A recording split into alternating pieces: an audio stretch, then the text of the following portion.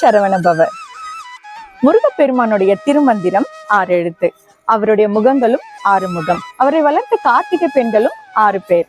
அவர் கொடி கொண்டிருக்கும் படை வீடுகளின் எண்ணிக்கையும் 6. இந்த 6 படை வீடுகளும் முருகனின் 6 நிலைகளை குறிப்பதாக நக்கீரருடைய திருமுருகாற்றுப்படை குறிப்பிடுகிறது.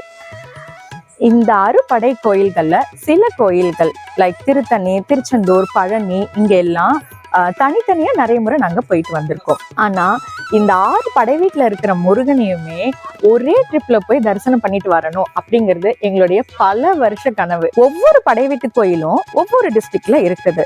ஸோ சரியான பிளானிங் இல்லை அப்படின்னா நமக்கு டைம் அண்ட் மணி ரெண்டுமே வேஸ்ட் தான். ஸோ இந்த 6 படை வீடு தரிசன சீரீஸ்ல முருகனுடைய 6 படை வீடுகளுக்கும் குறைவான செலவுல குறைஞ்ச நாட்கள்ல கவர்மெண்ட் டிரான்ஸ்போர்ட் யூஸ் பண்ணி எப்படி எல்லாம் சுத்தி பார்த்துட்டு வரோம் அப்படிங்கறது தான் விளக்கமா பார்க்க போறோம். அதுல ஃபர்ஸ்ட் எபிசோடான இந்த வீடியோல திருத்தணி முருகர் கோவில் சென்னையில இருந்து எப்படி போறது, இங்க வழிபடும் முறை என்ன, கோயிலுடைய வரலாறு என்ன அண்ட் இன்னும் நிறைய தகவல்களை உங்களுக்கு டீடைலா சொல்லியிருக்கோம். நீங்க பார்த்துட்டு இருக்கிறது budget family man YouTube channel. நம்ம சேனல் வீடியோஸ் எல்லாம் இப்பதான் ஃபர்ஸ்ட் டைம் பாக்குறீங்களா, மறக்காம சப்ஸ்கிரைப் பண்ணிடுங்க. வாங்க திருத்தணி முருகனை தரிசிக்க போகலாம்.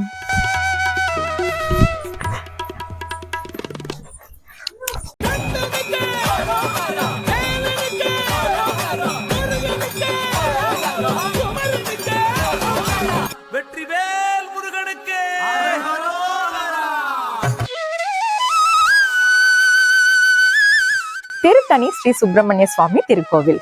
இது முருகனுடைய 5ஆம் படை வீடா கருதப்படுது. முருகன் சூரபத்மனை போரில வதம் செய்துட்டு தன்னுடைய கோபம் தணிவதற்காக வந்து அமர்ந்த மலைதான் இந்த திருத்தணிகை மலை. இந்த திருத்தணி முருகன் கோவில் சென்னைக்கு பக்கத்து மாவட்டமான திருவள்ளூர் டிஸ்ட்ரிக்ட்ல ஆந்திரா பார்டர் பக்கமா அமைஞ்சிருக்குது. இந்த கோயிலுக்கு போக பஸ், ட்ரெயின்னு ஏகப்பட்ட டிரான்ஸ்போர்ட் ஃபெசிலிட்டிஸ் இருக்கு.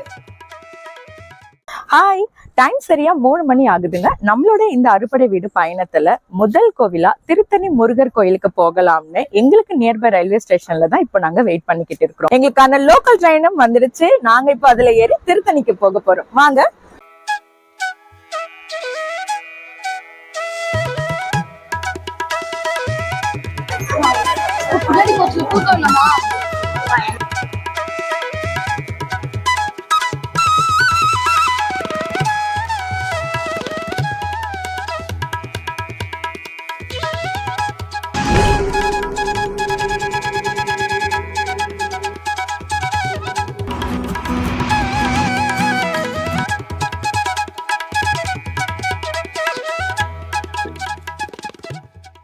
சுமார் 1.5 மணி நேரம் டிராவல்லே நாங்க திருத்தணி ரயில்வே ஸ்டேஷன் வந்து இறங்கியாச்சுங்க. இதுவே நீங்க சென்னை சென்ட்ரல்ல இருந்து லோக்கல் ட்ரெயின் ஏறுறீங்க அப்படின்னா ட்ரெயின் ஏறினதுல இருந்து கிட்டத்தட்ட 2 மணி நேரம் டிராவல் எடுக்கும் இந்த ஸ்டேஷன் ரீச் பண்ண.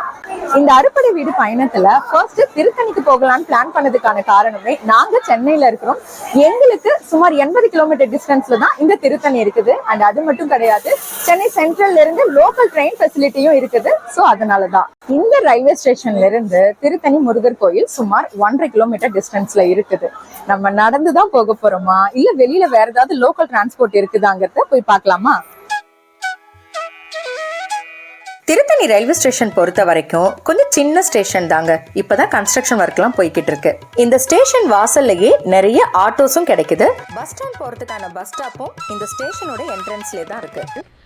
1.5 கிலோமீட்டர் டிஸ்டன்ஸ் தானே அப்படிங்கிறதுனால நாங்கள் வந்து இப்போ நடக்க ஆரம்பிச்சிட்டோம். நாங்க சென்னை ஸோ ஈஸியா லோக்கல் ட்ரெயின் மூலயமா திருத்தணி வந்துட்டோம். இதுவே வெளியூர்ல இருந்து வரவங்களுக்கு ட்ரெயின் ரூட் பொறுத்த வரைக்கும் south side like Madurai, Trichy வழியா வரீங்கன்னா எங்களை மாதிரி சென்னை சென்ட்ரல் வந்துட்டு அங்கிருந்து திருத்தணிக்கான லோக்கல் ட்ரெயின் மூலயமாவே நீங்க ஈஸியா ரீச் ஆயிடலாம். இதுவே west side like Salem, Coimbatore வழியா வரீங்கன்னா சென்ட்ரல் வரைக்கும்லாம் போக தேவையில்லை. ஆன் தி வேல அரக்கோணம் ஸ்டேஷன்ல இறங்கிட்டு அங்கிருந்து லோக்கல் ட்ரெயின் இல்லைன்னா பஸ் மூலயமா ஈஸியா திருத்தணிக்கு ரீச் ஆயிடலாம். ரயில்வே ஸ்டேஷன்ல இருந்து ஒரு 1/2 கிலோமீட்டருக்கு நம்ம நடந்து வந்தோம்னா சின்னதா ஒரு மார்க்கெட் வரும். அந்த மார்க்கெட்டை தாண்டி வரும்போது பஸ் ஸ்டாண்டுக்குள்ளார எப்படி பஸ் போற வழியை நீங்க பாப்பீங்க.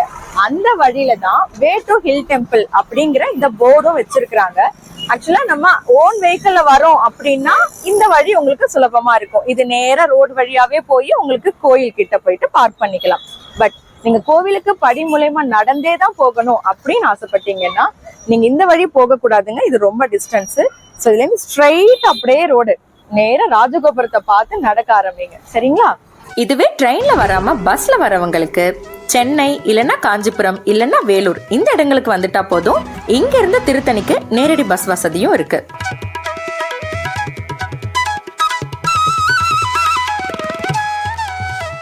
ஃபர்ஸ்ட் நம்ம சரவண பொய்கை போயிட்டு அதுக்கப்புறமேட்டு திருத்தணி மலை கோவிலுக்கு போகலாம்.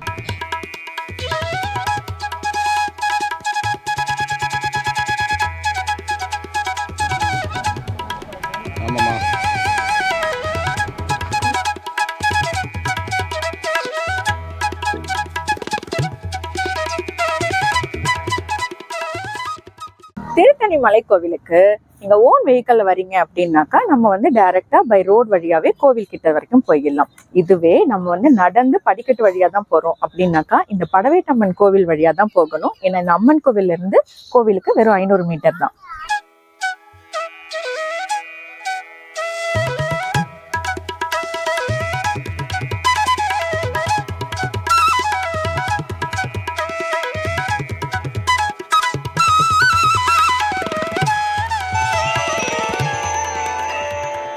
திருத்தணி கோவிலுடைய ராஜகோபுரம் பாத்தீங்களா? எஸ், நாங்க இப்ப வந்து சரவண பொய்கைக்கு முன்னாடி தான் நின்றுட்டு இருக்கோமே. இங்க வந்து இந்த தீர்த்தத்துல ஜஸ்ட் காலை நினைச்சிட்டு தலையில தண்ணி தெளிச்சுக்கிட்டு அதுக்கப்புறம் தான் மலை கோயிலுக்கு போகலாம் அப்படின்னு நாங்க பிளான் பண்ணியிருந்தோம். சம்மர் சீசன்ல வந்ததாலேயோ என்னவோ தெரியல, குளத்துல சுத்தமா தண்ணியே இல்லை. ஸோ வேற ஆப்ஷன் கிடையாது, நம்ம அப்படியே நேரம் மலை கோயில் நோக்கி போகலாம். எனக்கு ஒரு சந்தேகம். நம்ம சென்னையில் இருக்கோம். ஸோ பொறுமையாக நிதானமாக மதியத்துக்கு மேலே கிளம்பி இப்போ இந்த கோயிலுக்கு வந்திருக்கோம். இதுவே வெளியூர்லேருந்து வரவங்களுக்கு இங்கே தங்குறதுக்கு கோவில் தேவஸ்தான போர்டு ஏதாவது ரூம் ஃபெசிலிட்டி பண்ணி வச்சுருக்காங்களா? ஏன் இல்லாமல் திருத்தணி பஸ் ஸ்டாண்ட் பக்கத்திலேயே தணிகை இல்லம், கார்த்திகையா இல்லம்ன்ற பேர்லையும், இந்த கோவிலுடைய குளத்துக்கு பக்கத்தில் சரவண பொய்கை இல்லம்ன்ற பேர்லையும் இந்த கோயிலுடைய தேவஸ்தானமே வரும் பக்தர்களுக்காக நிறைய ரூம்ஸ் கட்டி ரெண்ட்டுக்கு விட்டுருக்காங்க. இங்கே 300 ரூபாயிலிருந்தே ரூம்ஸ் ரெண்ட்டுக்கு கிடைக்குது. ஆனால் நேரில் வந்து தான் ரூம்ஸ் எல்லாம் புக் பண்ணணுமா. இப்போதைக்கு ஆன்லைன் புக்கிங்ஸ் எதுவும் கிடையாது. அதே மாதிரி இந்த கோயிலை சுற்றி நிறைய பிரைவேட் ஹோட்டல்ஸ் அண்ட் கம்யூனிட்டி சத்திரங்களும் இருக்குது. நாங்க இப்போ மலை அடிவாரத்துல படிக்கட்டு பாதையோட என்ட்ரன்ஸ்ல தாங்க இருக்கிறோமே. இங்க இருந்து சுமார் 365 படிக்கட்டுகளை கடந்துதான் நம்ம மலை கோயிலுக்கு போகணும். வாங்க. முருகனுக்கு அரோகரா.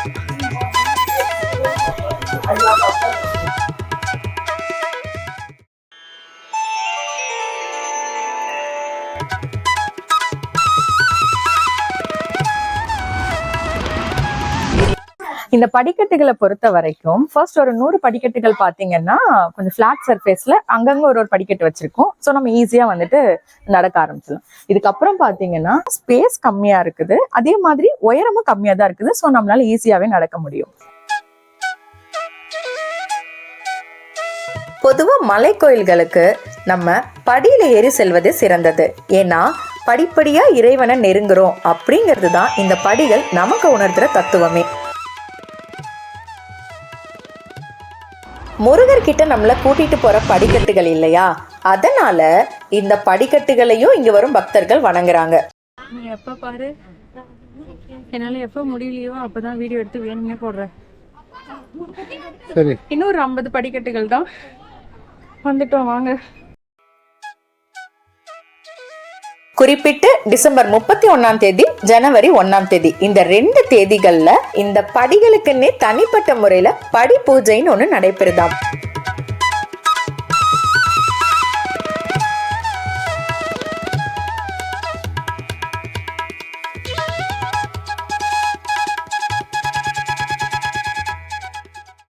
திருத்தணி மலைக்கு நீங்க ஓன் வெஹிக்கல் வரீங்க அப்படின்னா இந்த ரோடு வழியா வந்து இந்த இடத்துல பார்க் பண்ணிக்கலாம்.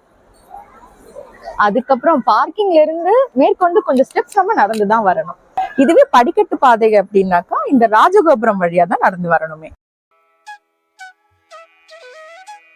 இந்த கோயில்ல இருக்கிற முருகர் சுப்பிரமணிய சுவாமின்னு அழைக்கப்படுகிறார். தணிகை மலைன்னு சொல்லப்படுற ஒரு சிறிய மலை குன்றின் மேல இந்த கோயில் அமைஞ்சிருக்கு. இந்த தணிகை மலையை மையமா வச்சு 2 பக்கங்களிலுமே வந்துட்டு மலை தொடர்ச்சி காணப்படுதுங்க. இதுல வடக்கே பாக்குறீங்க இல்லையா, அந்த மலையை வந்து பச்சரிசி மலை அப்படின்னும், தெற்கே இருக்கிற மலைய புண்ணாக்கு மலை அப்படின்னு அழைக்கிறாங்களாம்.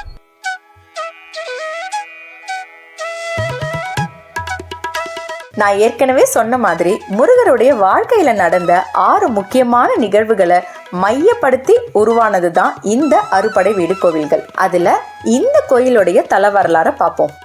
நம்ம எல்லாருக்குமே தெரியும் முருகருடைய அவதார காரணமே சூரபத்மனை வதம் செய்யறதுதான்.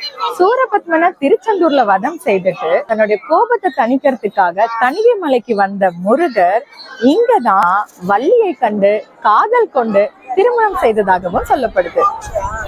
முருகருடைய எல்லா கோவில்களிலுமே இந்த சூரசம்ஹாரம் அப்படிங்கிற விழா ரொம்பவே விமர்சையா நடக்கும். ஆனா இந்த திருத்தணியில மட்டும் சூரசம்ஹாரம் அப்படிங்கிற விழா நடக்காது. அதுக்கு பதிலா சூரசம்ஹாரம் நடக்கும் நேரத்துல இந்த திருத்தணியில முருகரை சாந்தப்படுத்தும் விதமா 1000 கிலோ மலர்களால முருகருக்கு புஷ்பாபிஷேகம் நடைபெறுமா. இங்க ஆடி கார்த்திகை ரொம்பவே விசேஷமா கொண்டாடப்படுற பண்டிகையாம். கந்தனுக்கு அரோகரா.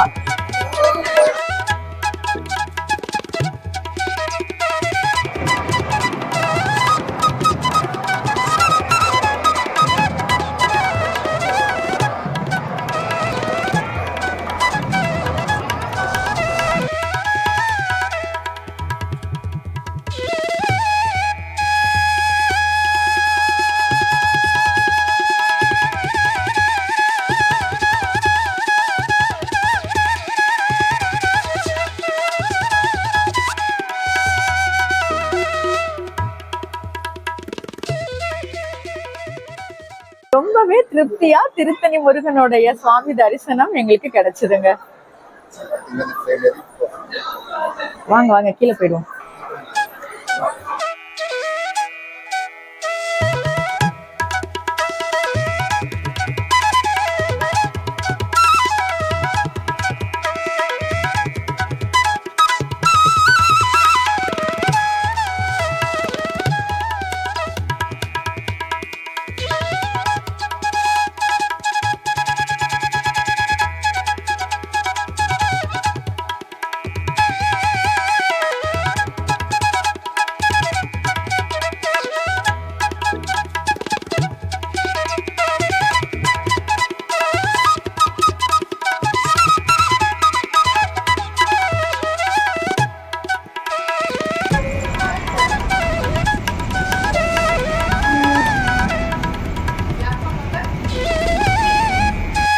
இறங்கு இறங்கு இறங்கு இறங்கு.